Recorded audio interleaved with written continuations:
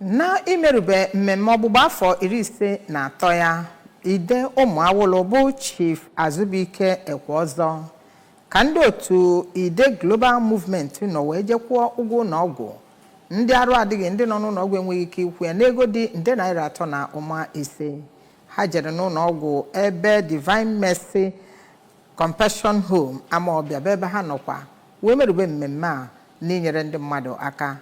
ka anyị wetara gị akụkọ a dịka Joseph Egbeọcha si wee jee ebe ahụ.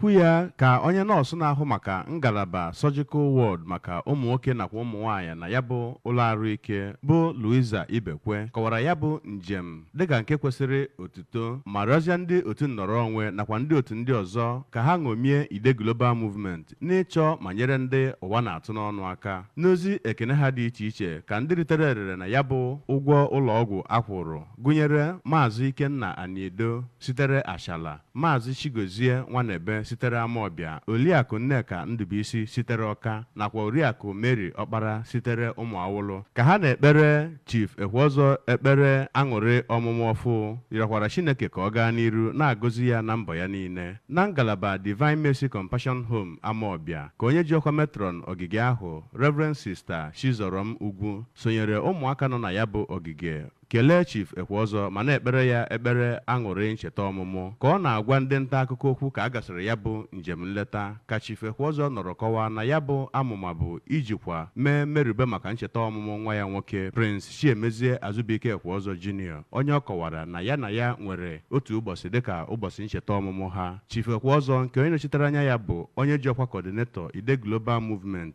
bụ Maazị Kasmia Obiegbolu kọwara na dịka amụma ya bụ otu foundation bụ iji nyere ndị ụwa na-atụ n'ọnụ aka, otu ide Global Movement bụkwa nke kere ajụ n'ume n'ịchọpụta ma nyere ndị onweghị ka ọra ha nọ n'ime obodo aka, ọkachasị ndị ntorobịa enweghị ọrụ, ndị enweghị nne na nna, ụmụ nwaanyị amụrụ nwa, ụmụaka, ndị ajadu nakwa ndị arụ esighị ike. Na mbụ n'ihe mmemme ABS emerubere maka ya bụ mmemme ncheta ọmụmụ ka Chief Ekweọzọ onye kwadoro Gọvanọ Chukwuma Soludo maka ịnọkwa n'oche ọkwa ọchịchị nke ugboro abụọ kọwara na amụma akụlue ụnọ nke Anambra steeti bagidere bụ nke kwesịrị ka enye ya nkwado ma kpọzie ụmụ Anambra steeti oku ka ha zaa ya bụ oku a na-akpọ iji kwalite mmepe obodo Anambra steeti si n'otu ahụ mee ka ndị ntorobịa nweta ihe a na-arụ iji gbochie mpụ na arụrụ ala. Ya bụ mmemme ncheta ọmụmụ bụ nke bịara n'isi site na nyanwa achịcha oyibo anyawara ya nakwa ekpere maka ndị ahụ na-emeribe mmemme ma bụrụ nke eze ọdịnala obodo ụmụ awụrụ Igwe Joel Egwu Ọnwụ nọ n'isi ya na obi igwe ya. Joseph Egbeọcha maka akụkọ ụwa ABS.